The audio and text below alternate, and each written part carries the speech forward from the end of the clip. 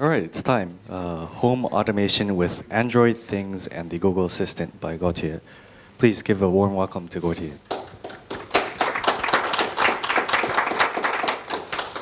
Hello, everyone. Android development is not only limited to smartphone apps. We will see today how we can build our own home automation system, writing some Android code and using Google services. My name is Gautier, I'm from France, and similar to you, I like Android for a lot of different reasons. And one of these reasons is that Android is everywhere, which is great because using the same knowledge, the same Android SDK, we can build apps for phones and tablets, but also for watches, TVs, cars. And we're not limited to this list anymore, those types of devices, because now, with Android Things, we can create any kind of Android-powered objects. We can invent new devices and write some Android code to control those easily. And since it's Android, we can even build IoT devices using Kotlin, Java, JUnit, and so on. That's really so cool. And it's really easy to get started. This is an example of a project that I made with Android Things. It's a robot made of a shoebox, embedding the Google Assistant so I can ask it to give me some chocolate bars. Give me a chocolate bar. Here you are. This robot is running Android. It took me 1 day to build it, and I have no electronics background at all. I only know how to create apps for mobile phones. So really, Android Things is very good for us Android developers to start creating physical objects, smart physical objects. And you can do the same in 1 day too. Okay, this is just a shoebox. We are far from that, but who knows? Maybe 1 day, some of you will have the chance to work on a giant Gundam running Android. There's no reason why you could not do it and why you could not run Android. It would be so cool to have a Gundam running Android, and it's so possible. So really, Android is everywhere now, from a shoebox to the International Space Station. And if Android can be in space, there's no reason why it could not be in your home, connected to the Google Assistant. So we can say stuff like, okay, Google, turn on the light to control devices there.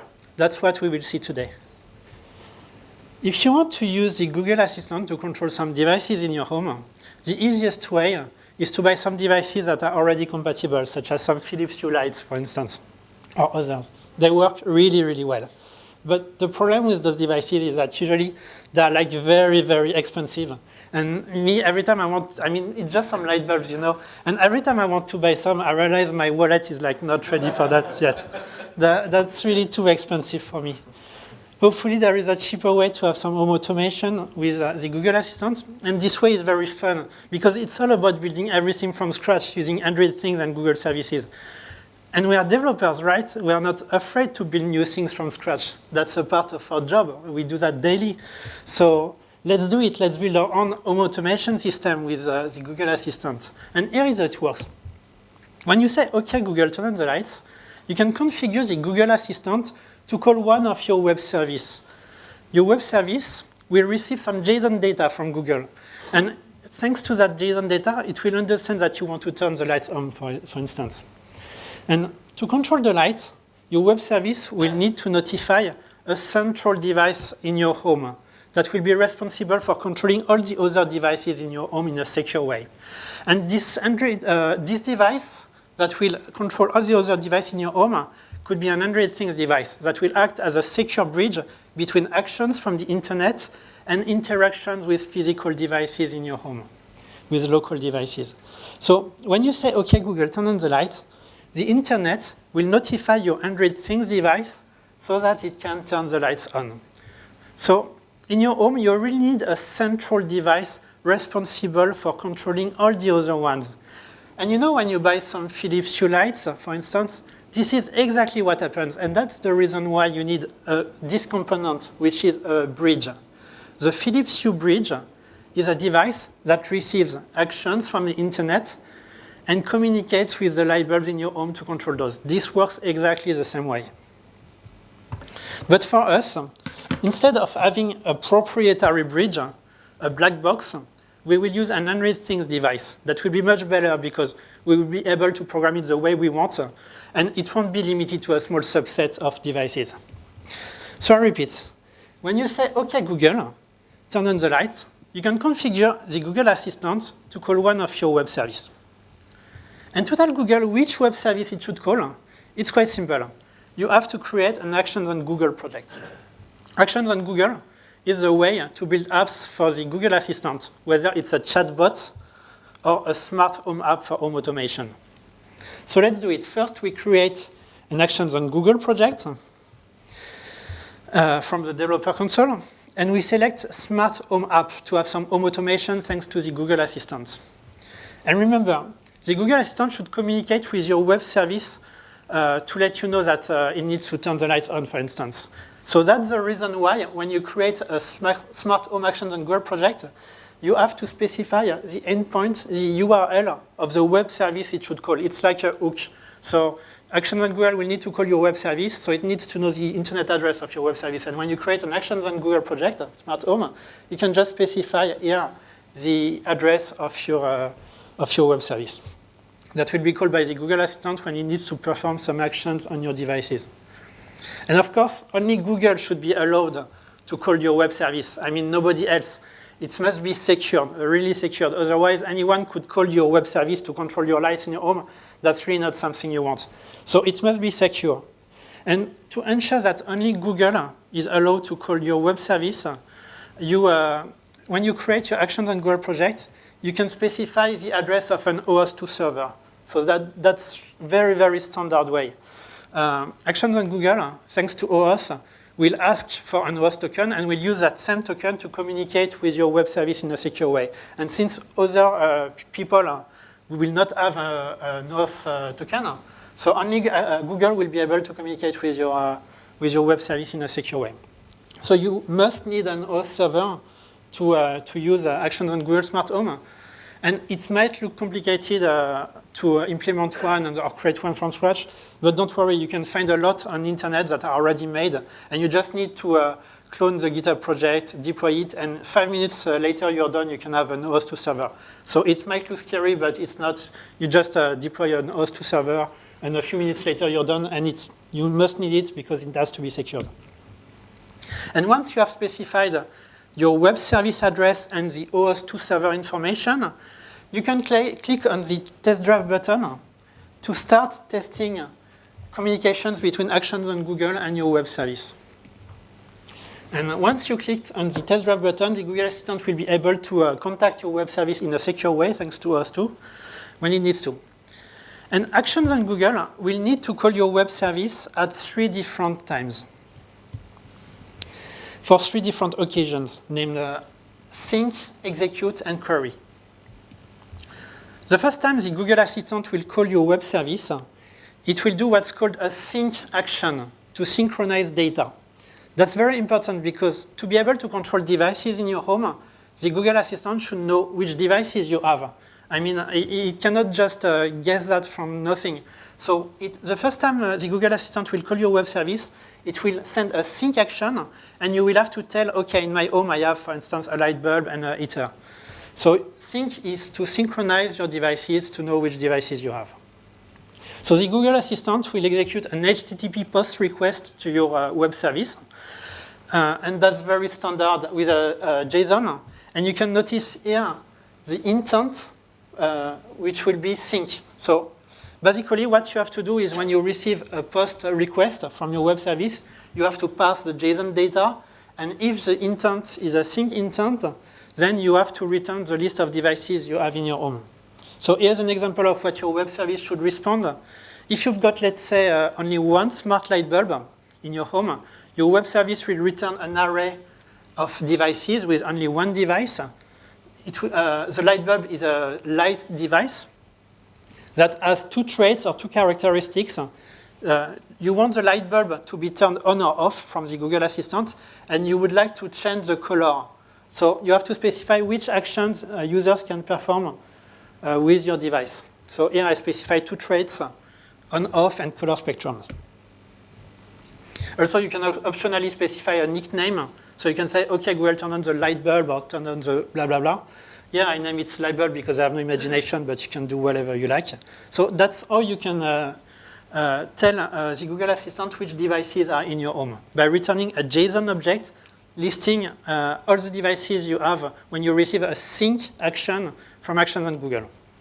I guess we are all familiar with JSON here, so it's fairly simple. It's a lot of content, but actually it's just a JSON contract you have to respect and nothing more. And the official documentation tells you exactly which data you have to return. So you just read the documentation, return the same format, the same structure, JSON structure, and it will be okay. So you can see that Actions on Google and web service, the communication is only JSON with an OAuth2 token. Of course, Actions on Google is not only limited to light bulbs. It can support different types of devices such as cameras, dishwasher, lights, or even fridges. Today, we only have a light device, and we also specified which actions the Google Assistant can perform on this device. Here, the device can be turned on or off, and we want to change its color. That's why we specified the two traits. To tell the Google Assistant which actions it can execute on a device, you have to specify a set of traits or characteristics. Those are just features. And again, many are available, so you can just read the documentation, and you will see traits for controlling the brightness, the color, run cycle for dishwashers, and so on. And for instance, if your device supports the brightness trait, you will be able to change this luminosity from the Google Assistant when you say something like, OK, Google, brighten the light. So traits are very important to tell the assistant which actions it can execute, which actions can be executed. The Google Assistant cannot infer that just from the device type, because, for example, if you have a single color light bulb, it cannot guess that this light bulb cannot control the lights, or cannot control the color spectrum or others. So it's really hardware specific, and you have to specify which actions, which characteristics your hardware supports. The official documentation is very good, so feel free to consult it if you are curious. Okay, so when your web service receives a sync intent, it should return the list of devices you have in your home in a JSON object. But now the question is, how do you create a web service compatible with Actions on Google? And actually, you can use any technology you prefer, as long as it supports HTTP and JSON. So you can use Spring Boot, Node.js, whatever. Today, we will use Google Cloud Functions, mostly because it's a very, very simple way to build and deploy web services. So let's create a Cloud Function. We name it HA for home automation, but you can export the name you want. And when we receive an HTTP request, first we check if the OAuth token is valid to control the lights or not. And if so, we pass the JSON data to get the action, to get if it's a sync, an execute, or a query. And if we receive a sync intent, then we return an HTTP 200 with a JSON object you saw earlier listing all the devices we have. So you can see it's just a few lines of code and mostly JSON to create a web service with Google Cloud Functions. So, okay, we have created our Cloud Function. Now we can deploy it with a simple command line. And now our web service will be deployed and accessible to this address. And that's really why I like Google Cloud Functions, because you can really create and deploy a web service in only a few minutes without having to write too much code. Okay, the Google Assistant is now able to send a sync intent to know which devices we have. Let's try it. We can now start the Google Home app on our phone, go to the Home control, and add a new device. So here we will add a new device. Then, since we clicked on the test button, we can see our web service, and it will direct us to our OAuth server to have a token. So we need to sign it. Actions on Google needs an authentication. Here, Actions on Google will perform a sync intent, and you can see that it knows that we have a light bulb. So that's when the sync action will be called. When you use the Google Home app on your phone to add a new devices, you select the device you want, and then it will do a sync query, and it will know that you have a light bulb. So now the Google Assistant is aware that we have some light bulbs, smart light bulbs in our home. So if we say, OK, Google, turn on the lights, Actions on Google this time will execute will send an execute intent to ask our web service to turn on the lights. So remember, we have 3 different actions: sync to know which devices we have, execute to execute some actions, and query. And this is what the JSON request body looks like in that case. You will see it's very familiar. We still have an intent data, which is here to execute because the Google Assistant needs to execute some data, needs to execute some action. The execute action is related to our light bulb, and Google tells us that we should turn the device on.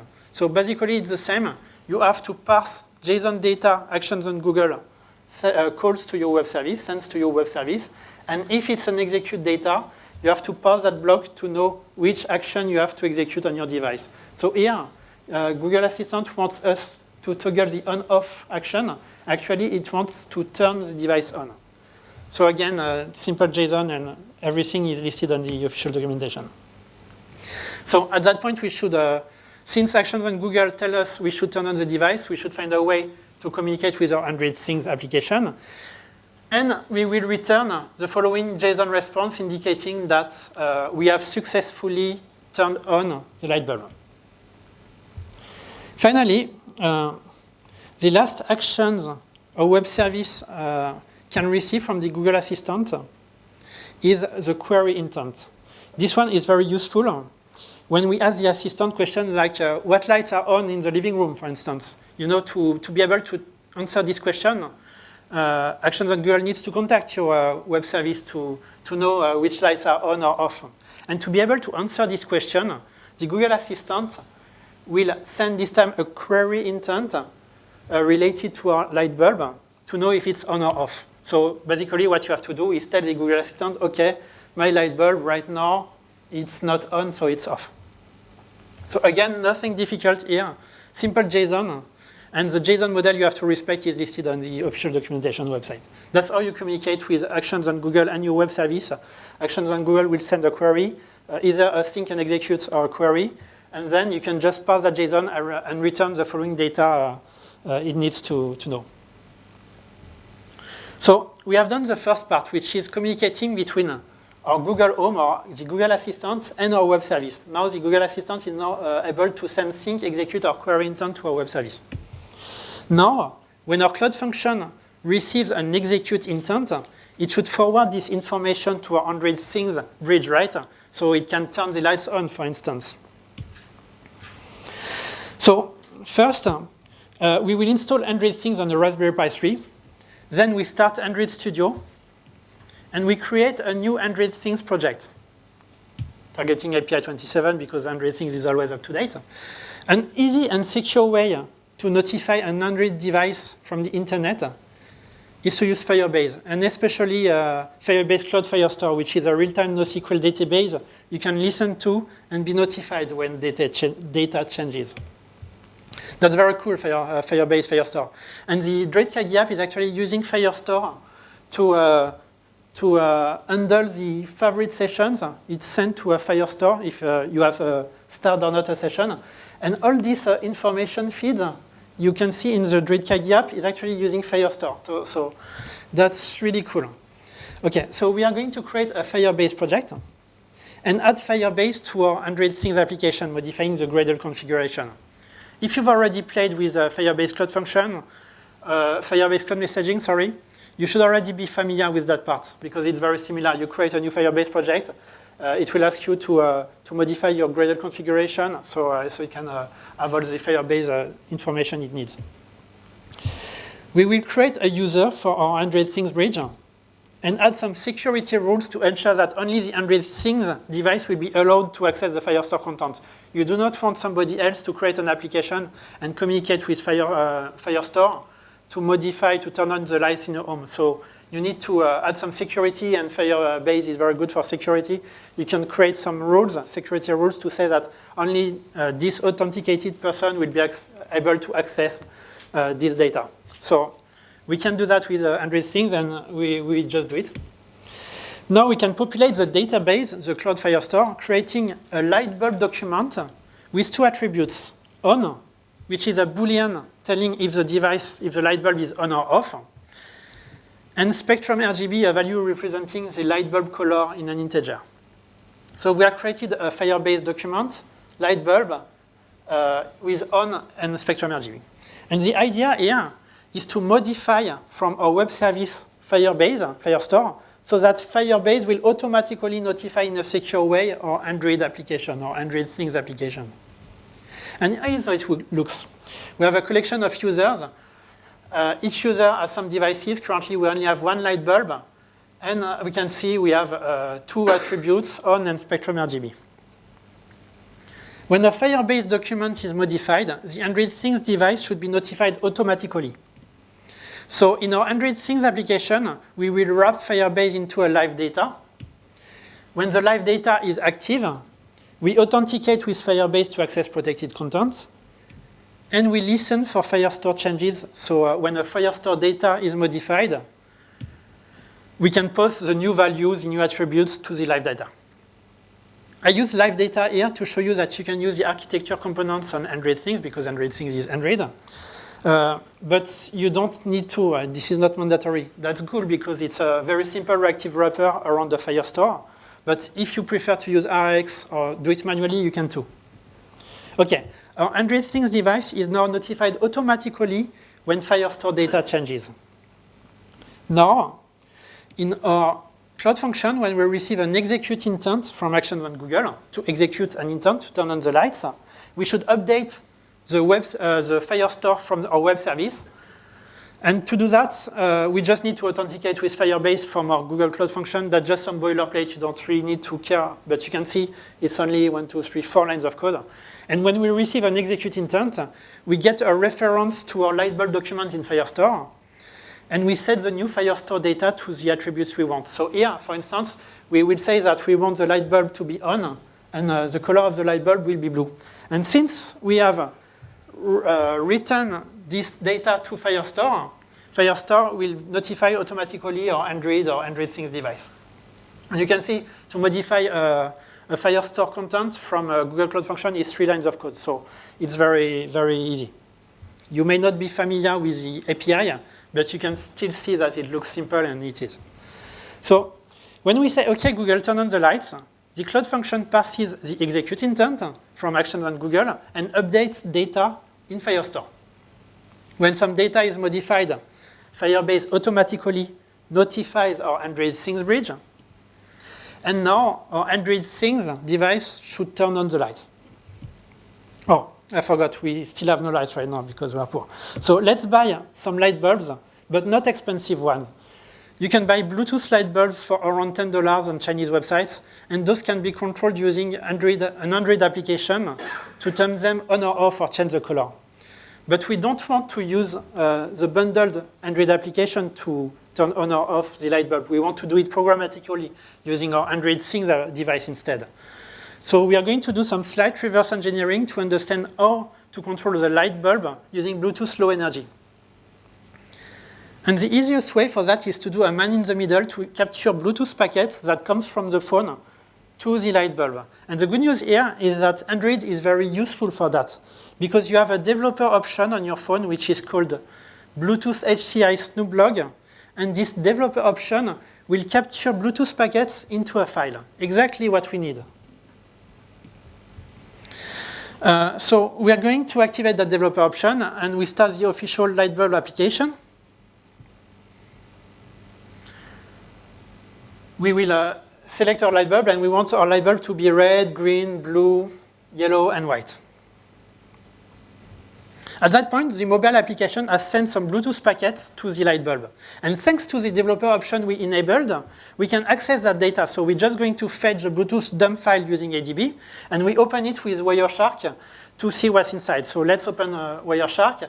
We open the generated file from the developer option, and we can see some few write commands, which are indicating that data was sent from the mobile application to a Bluetooth device to service FFE5, characteristic FFE9. And you can see which value was sent. Here it was for red, green, blue, yellow, and white. To change the color to red, the written value was 56 followed by FF0000, which is a color code for red, and suffixed with OOFOA. whatever. To change the color to green, it was still 56, then OOFFOO, which is the hexadecimal color code for green, and still OOFOA. And for blue, it was that. So we can see a common pattern here. And thanks to this data, we can know that we have a reverse engineer the light bulb, and we can know that if we want to send the color, for example, to pink, we will have to send 56FFOOFFOOFOA to this Bluetooth LE characteristic and this Bluetooth LE service. So it's like 30 minutes to reverse engineer a very simple light bulb to understand how it works and how you can control it programmatically. We will try it manually using the NRF Connect app that allows us to send Bluetooth packets manually. So we select the characteristic and we will send, we want color to pink, so 56 FFOOFF OOFOAA. And we send, and the light is directly to pink. So we have reversed engineered the Bluetooth light bulb. It's cool, that works. And now we can write a simple Android function to convert an int color to a compatible byte array of data for the light bulb. Remember, it was 56, then red, green, blues, and OOFOAA, which is written here. And then we can write another method to send the color data to the light bulb using Bluetooth LE. So that's very standard Bluetooth LE API from the Android SDK. If you're not familiar with that, you can just check the official documentation. But it's very straightforward. And now, in our main activity, we observe the Firestore live data we created earlier. And when an event is emitted, which means when Actions and Google has sent an execute command to our device to turn the light bulb on, we can call our function and Bluetooth LE Android SDK code to write to the light bulb because we have reversed engineered it. So let's see if this works.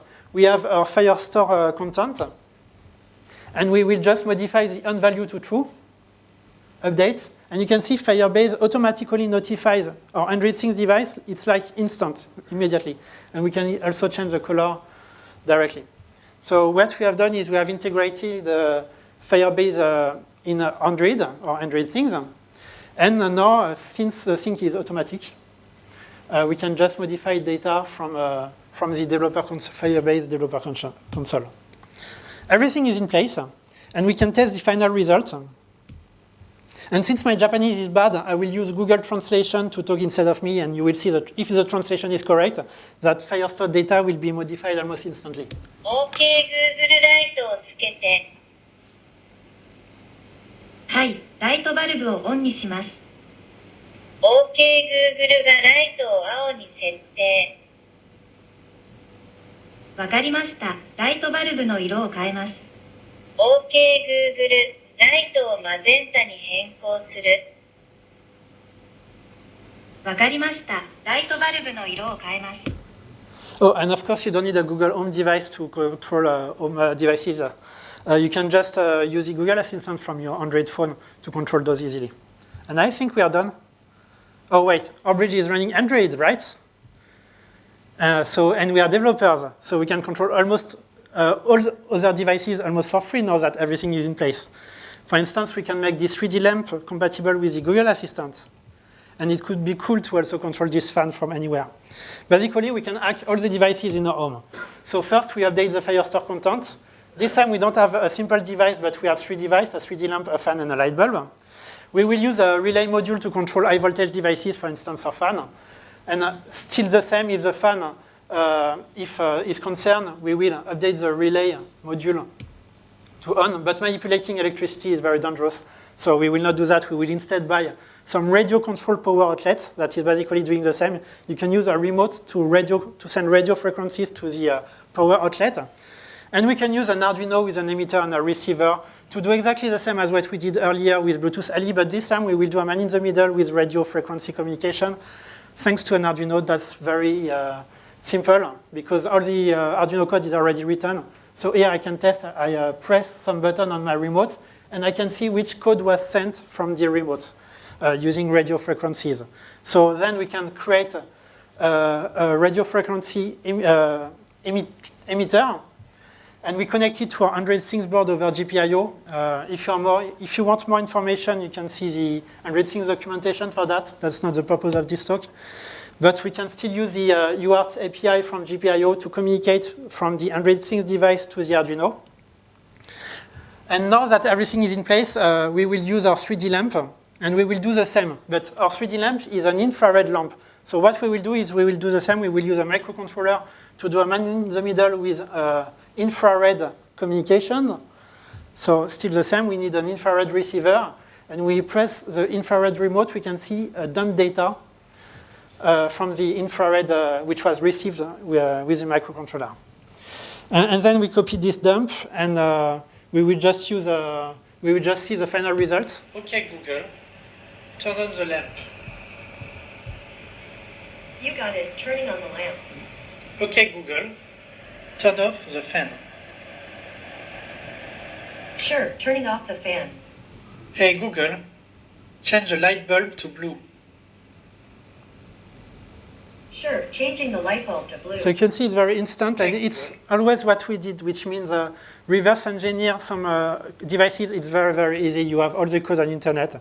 And now you understand that Actions on Google, how Actions on Google works for smart home. You can actually transform any kind of devices to be compatible with the Google Assistant. It works great if you're creating a product for mass market, but it's also good for individuals like us if we want to make our home smart. Android Things really simplifies building advanced and secured IoT devices. I encourage you to give Android Things a try and create your own devices. Building your own home automation is a lot of fun, and you will learn a lot of new stuff. And finally, the lecture was maybe a little fast today, but if you want to do everything at your own pace, it will take you only 1 day or 2 days to create everything I show you today. So it's fun, it's a day of fun, so it's really worth it. Here are some additional information if you want to have the source code of every thing I show you today. And more advanced information, don't forget you have you have multiple Android Things Code Lab today. That's cool, and we also have an Android Things talk.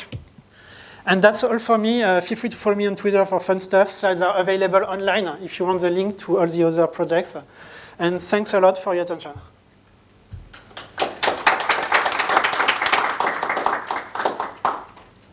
Thank you very much, Gautier. Office hours for this session will be at the front of the room. So if you have any questions, comments, feel free to come forward and ask Gautier. Yes, thank you. Also, please do submit feedback for the session from the Droid Kaigi conference app for this session. Once again, thank you very much, Gautier.